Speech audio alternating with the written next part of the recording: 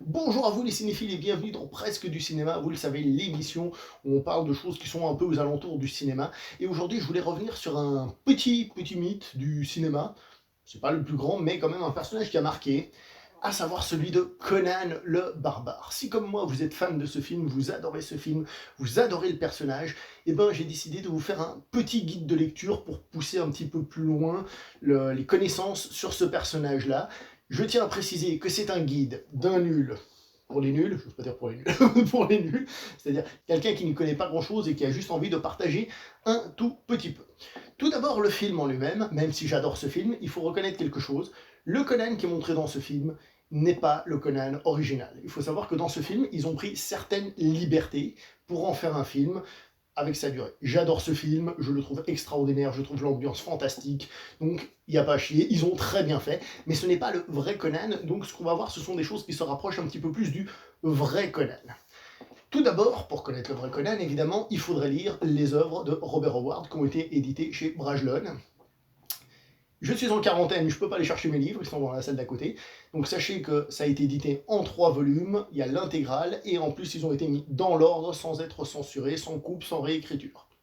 Pourquoi cette précision de sans réécriture? Eh bien tout simplement parce qu'il faut savoir que pendant longtemps, Conan a été un peu charcuté par un certain monsieur Sprague de Camp, qui s'était permis en fait de finaliser le travail de Robert Howard, et donc s'était permis de réécrire des passages, de les mettre dans un certain ordre pour raconter une aventure de Conan chronologique d'une certaine manière. Il faut savoir que le monsieur a été consultant sur ce film, donc il y avait un côté détérioration, à savoir que Conan avait déjà été édité en français, mais justement avec ces soucis-là, et là on a une édition qui remet les histoires dans l'ordre, sans modification, évidemment avec une traduction, hein, et au passage on a aussi parfois des histoires incomplètes et des choses comme ça, voire même d'autres versions de certains textes, donc c'est très bien fait. Si vous voulez découvrir le vrai Conan, c'est comme ça. Mais voilà, Conan c'est un personnage qui est certes passé au cinéma, Schwarzenegger, Momoa, mais il est aussi très connu dans le monde de la bande dessinée et du comics, à savoir que Marvel a récupéré les droits, donc pour ceux qui veulent explorer un petit peu plus l'univers peut-être en parallèle, eh ben les comics c'est une très bonne option, on revient là-dessus tout de suite. Mais avant de parler comics, on va parler bande dessinée, parce qu'en France, il y a l'éditeur, donc Glénat, qui sort cette collection, qui sont en fait une réadaptation donc des écrits de Howard. Alors ils ne sont pas dans le même ordre que ceux de Howard, donc il faut savoir que c'est dirigé, la collection est dirigée par Patrice Lunet, je crois bien, oui, Fabrice Lunet, Patrice, qui est donc celui qui a fait la traduction et qui travaille énormément avec tout ce qui est Conan, je crois, il est très lié là-dedans. Donc c'est lui qui a fait entre autres l'édition française, qui a aussi travaillé sur l'édition américaine, que ce soit en 3 volumes pour que ça évoque une trilogie comme Le Seigneur des Anneaux et des trucs comme ça, il avait expliqué. D'ailleurs, il écrit un petit truc à la fin, voilà. Donc, il faut savoir donc que Conan en France est tombé dans le domaine public, mais pas encore aux États-Unis.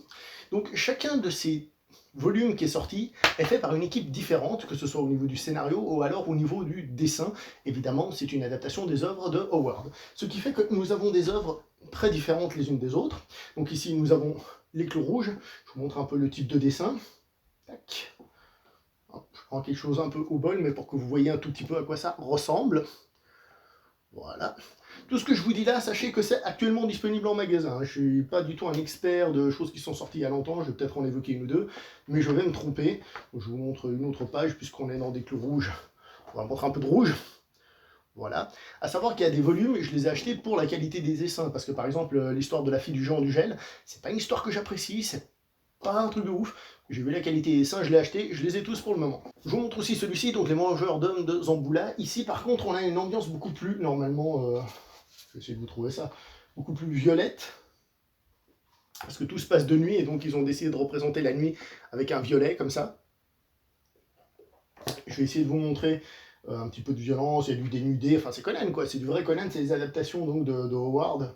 Je vous montre vite fait une petite scène de baston, on se tranche et tout ce qui va avec. Hein.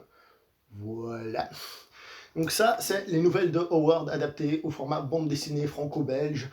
c'est fait en France, et c'est très bien. Comme je vous ai dit, Marvel a récupéré les droits de Conan, et donc ils se permettent de ressortir du Conan, et là je vais donc vous proposer quelque chose de culte, donc déjà, au pire des cas, ça fera votre culture générale, à savoir ceci, les intégrales donc de Conan le Barbare, hein, dessiné par de Roy Thomas et Barry Windsor Smith. Il y en a deux qui sont sortis. Alors je vais pas vous mentir, ça coûte la peau du cul, j'ai plus le prix, mais par rapport au nombre de comics classiques qu'il y a là-dedans, c'est vachement cher, faut dire les choses comme elles sont, ils ont un peu abusé. Alors il y a plusieurs avantages là-dedans. Comme je vous ai dit, d'abord c'est culte, ça fera au moins votre culture générale en comics. Ensuite, l'avantage de ces histoires, c'est que, contrairement justement à ce que voulait Howard à la base, mais qui peut peut-être donner plus d'intérêt, c'est une histoire qui est chronologique, c'est-à-dire ils vont nous raconter l'histoire de Conan, l'histoire de son village, etc. etc. Et donc il va vivre des aventures. Il y a des dessins qui peuvent faire un peu vieillot et qui peuvent déplaire. Je pourrais comprendre que ce genre de dessin déplaise. C'est vraiment du vieux. Ça, c'est quelle année? Ça, c'est 70, 71. Vous voyez ce que je veux dire? C'est peut-être pas le type de dessin de tout le monde, mais ce sont des histoires cultes. Et malgré le type de dessin, c'est des vraies histoires de Conan. C'est-à-dire, c'est vraiment du pur Conan. On reconnaît l'atmosphère Conan, l'ambiance Conan, on est dans Conan. Et ils adaptent aussi peu à peu les histoires classiques de Howard. Donc, les nouvelles de Howard sont aussi adaptées. Si je vous retrouve, par exemple, il y a La Tour de l'éléphant. La Tour de l'éléphant, il faut savoir que c'est juste une des toutes meilleures histoires de Conan qui ait jamais été écrite. Je dis ça parce que je l'ai adoré. La Tour de l'éléphant, je vous en demande pas plus, mais très très bon. Ça, c'est du classique. Et comme je vous ai dit, ça se veut chronologique. Donc pour ceux qui auraient un peu de mal avec le fait que Conan, tel qu'il a été écrit par Howard, une fois il soit vieux, une fois il soit jeune, une fois il soit pirate, une fois il soit voleur, une fois il soit chef d'une armée, sans prévenir, comme ça, puis il n'y a pas de logique, il n'y a pas une histoire, c'est pas le Seigneur des Anneaux. Lui, il a vraiment écrit Conan en mode c'est un héros libre qui représente la liberté d'aller où il veut, quand il veut, qui n'est retenu par rien du tout. C'est ce que ça représente pour lui, le barbare, le retour à la nature.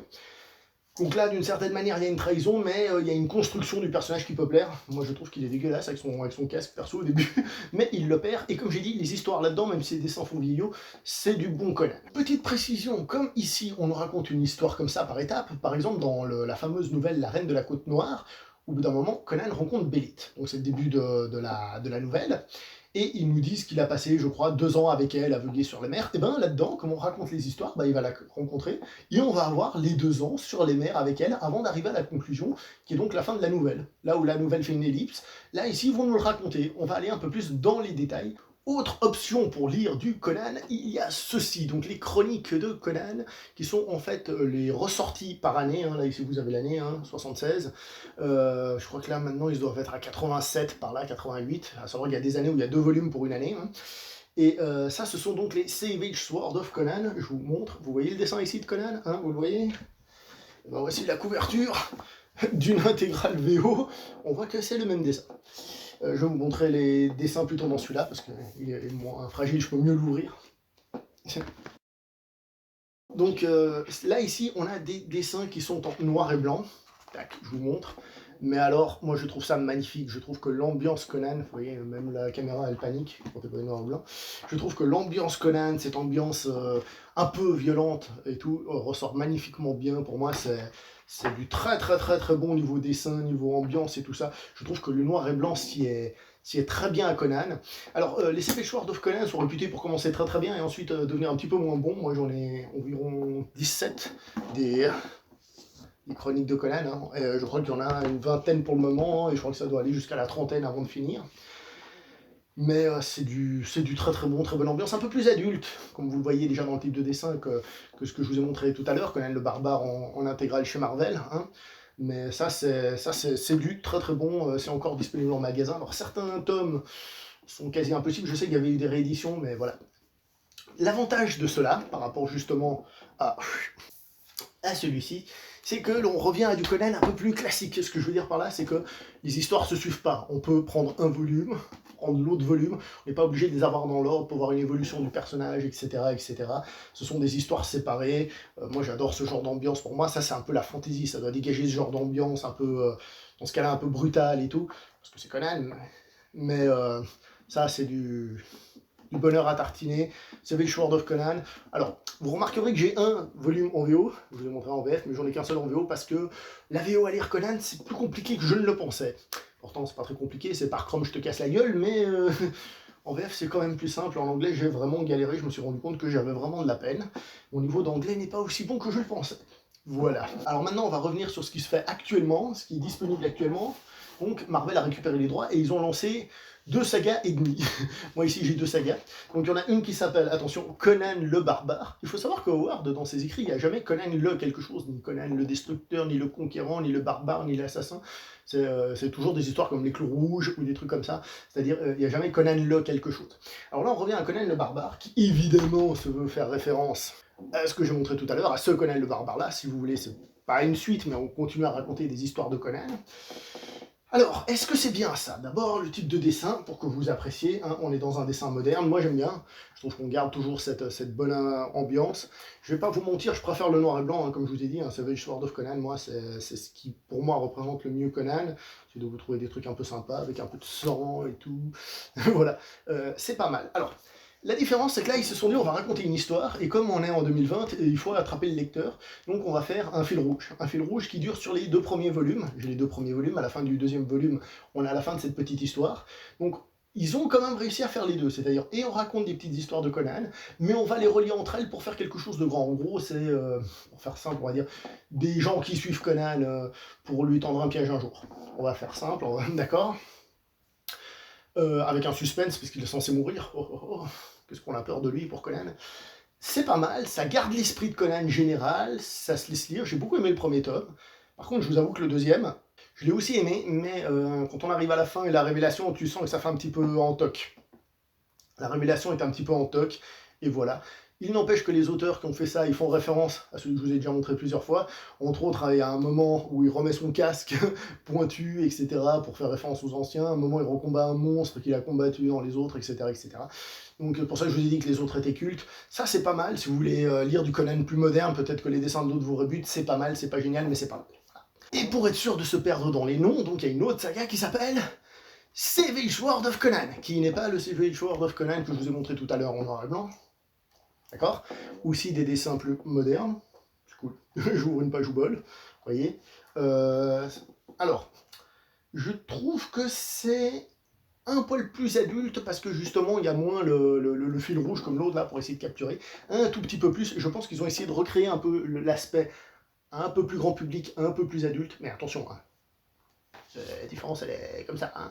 D'accord? Le premier tome est pas mal. Il y a juste un truc qui m'a un petit peu dérangé.